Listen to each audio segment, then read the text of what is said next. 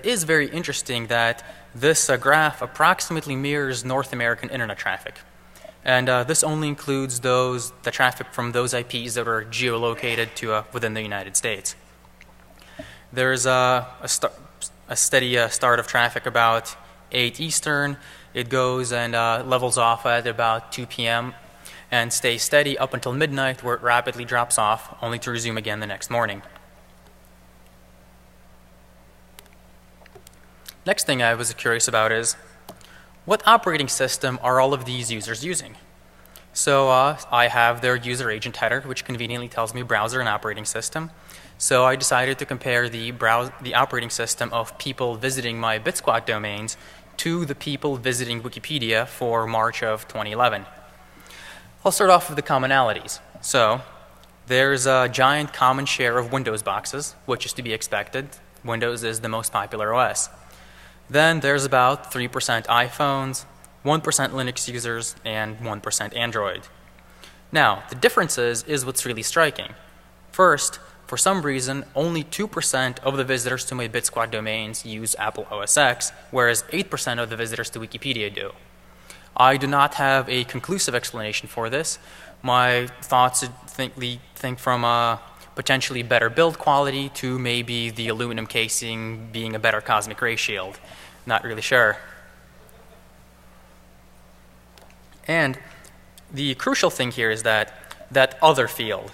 The other field for BitSquats is 5%, whereas the other field for Wikipedia is 2%.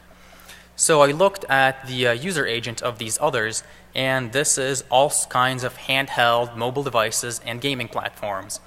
Things I saw were Wii's, PlayStation 3s, PSPs, Sony Ericsson phones, Samsung phones, and other devices. And a lot of these phones also really like telling you what carrier they're on for some reason.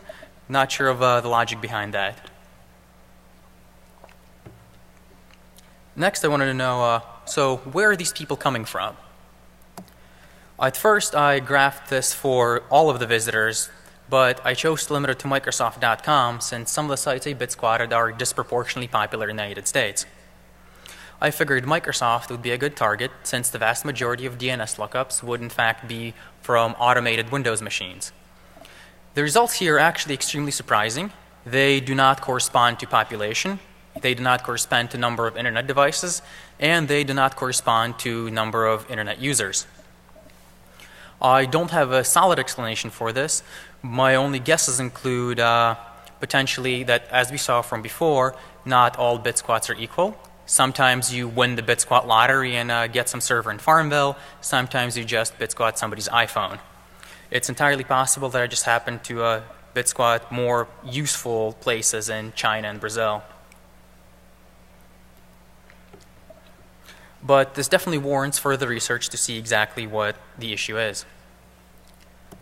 Next, what I looked at was which domain are these people looking up? And this includes outliers, so of course Facebook is by far and away the crowd favorite, and followed by BitSquats of Microsoft, followed by various content delivery and advertising domains.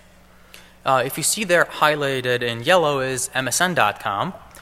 If you were to look at the list of domains that I BitSquatted, MSN.com wasn't actually on that list. So how did MSN.com make it into the top 25 most popular domains despite the fact that I didn't BitSquat it? Well, I'm going to explain it, but first I want to explain the places where bit errors can happen. There's two different places. One of these is the DNS path, and this happens during name resolution, and one of these is the content path, which occurs before DNS ever has a chance to work. We'll start off with the DNS path, and this is best illustrated by example. So you request fbcdn.net from your ISP. A bit error occurs in your ISP's DNS server, and instead it requests fbbdn.net. I own fbbdn.net. I send two DNS replies. One of these is for the original domain, and this domain reply gets propagated back to the original requester. Then, this is crucial, the original requester will make an HTTP request to me. I don't know how many of you are familiar with the HTTP 1.1 protocol, but HTTP 1.1 requires that you use the host header. and the host header contains the domain that you think you're connecting to. So in the case of bit errors during DNS, I will see a host header of the original domain in my HTTP logs. And of course, then you can send them whatever you'd want back. Once again, as an overview, you request fbcdn.net.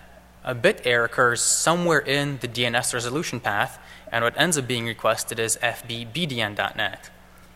The bad reply gets propagated to the original requester, who then makes an HTTP connection and, crucially, in their host header, uses fbcdn.net, the original domain. Now, on to bit errors in the content path. And the content path is the Farmville type bit errors. So you're somebody browsing something like Facebook. A bit error happens somewhere in the extensive Facebook memory caching infrastructure. And let's say it's, for a JavaScript you're about to pull from it. And the domain changes from fbcdn.net to fbbdn.net. Then you will connect to my BitSquat server, and in your host header you will say fbbdn.net because the bit error occurred before you ever looked the domain name up. You are bound to connect to fbbdn.net because of the bit error happened in the actual content. And now this content didn't actually have to get corrupted somewhere on the server end. It could have entirely been corrupted in, let's say, the memory of your iPhone. Afterwards, I send them back a reply. And as an overview, you're browsing Facebook. A bit error happens somewhere in the content, either on the cache or maybe somewhere in your memory or maybe when you're parsing HTML. And crucially, when you make the HTTP request, your host header has the BitSquat domain and not the original domain. So, what's the actual breakdown of these that we see? 96% of the time, and this includes the outliers since they were actually caused by bit errors, 96% of the time, the host header that I see is the BitSquat host header. That means that all of the security research that we've been doing for DNS would not fix it. What we need is research on ensuring content integrity. The other 4% of the time, the error happens along the DNS path. And if you look, 1% of the domains aren't the BitSquat domain. They're not the original domain. They're, in fact, the other domain, such as the msn.com that we saw earlier. And the reason this occurs is because of CNAME chains. This is an actual example that I observed. In a CNAME chain, when you want to resolve a domain, the domain says, hey, I'm a canonical name for this other domain, and that domain is a canonical name for yet another one. And you follow this chain until you finally resolve a domain to an IP. If a bit error occurs anywhere following the CNAME chain, you will get redirected to a BitSquat domain instead of the original domain. And that's how I was able to get requests for Microsoft and this guy for ax.init.itunes.apple.com, despite the fact that I did not BitSquat those domains. So, speaking of other domains, it's time for a series of real-life examples. I apologize if this is really small, but I couldn't think of a way to better convey it, so sorry for those of you in the back. The very top request is, of course, for ax.init.itunes.apple.com. And I believe that person is actually trying to activate their iPhone. I can only assume they were unsuccessful. There's a few of these there's one for AdMob and there's a few for MSN. And I want to note that this is not an exhaustive list of the ones I saw. I saw quite a bit more of these. These are just the ones I chose to include. Next up is people browsing Facebook. These are people requesting JavaScripts from me while they're logged into and browsing their Facebook sessions. It doesn't take a lot of thinking to figure out that you can extremely easily steal their Facebook session cookies, send them some phishing pages, or do other really malicious activity. Next up is people requesting Windows updates. Some of these are for the initial Windows Update self-updater, but if you see that bottom one is somebody's actually requesting an exe from my server instead of the Windows Update server. I really hope they verify those signatures.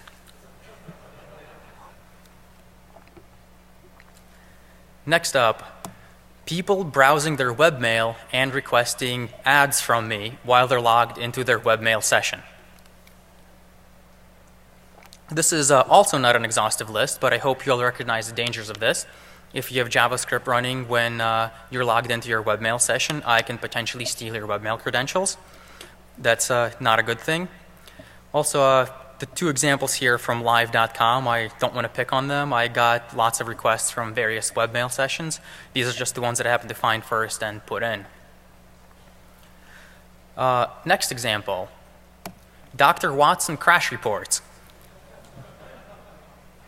So, one of the biggest criticisms I got during this entire thing was that, hey, these things can't possibly be legitimate because you're going to, whenever a machine encounters bit errors, it's just going to crash and it'll die before you ever see anything useful. Well, I'm sure that certainly happens a very large percentage of the time, but some of the time the machine crashes and you can get something useful out of it. Interestingly enough, I don't know if you're familiar with Windows error reporting, but the server on the other end can actually potentially request a full memory dump from your machine. So if this happened to you, I could have potentially requested you to send me the contents of your RAM. My favorite is actually that second one. It's a Watson report from notepad.exe. We all know how unreliable that process is. So now that we've seen that these things happen, that they're very serious, let's talk about some mitigations. We'll start with mitigation number 1, and that is ECC on everything. If you're in this room and you're in the charge of a bill of materials for the next mobile device, the next laptop, the next desktop, the next server, please make sure you use ECC memory everywhere. That includes things such as your drive, and your NIC and maybe your keyboard controller. Next mitigation, pre-register domains. This is actually the easiest you can do, since bit squatting affects a very small percentage of all domain lookups. If you own a really popular domain, you also have the most money to register potential bit squats of that domain. There's actually a quick upper bound you can place on this. If you're only looking at single bit errors, the most possible bit squats that can exist is 6 times the amount of letters in your domain. That's only for single bit errors though. And the great thing about pre-registering is, 1, you can do it right now. 2, it'll help all your users, even your users running in some really hot climate, in really terrible power supplies with a really bad computer. And mitigation number 3, trust but verify your data. As we noticed earlier, 96% of these bit errors occur during the content path. If you're somebody here responsible for building a really large memory caching infrastructure, you should check that what you put in your cache is actually what comes out of the cache when somebody requests it. Please include something like a CRC32 with every cached element. Modern CPUs actually have a CRC32 instruction, so performing this should actually be extremely quick. And you're probably going to be bound by network delay anyway. Another place where you should consider doing this is if you're developing mobile devices or something else that's going to work in high stress environments. Please be sure to verify things like the integrity of your outgoing DNS queries.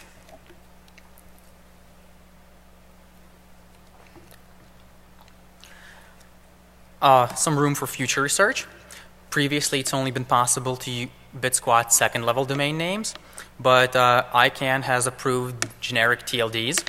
It'd be entirely possible for somebody to, I don't know, register .con for conferences, and perhaps you would get a nice slice of the traffic for .com.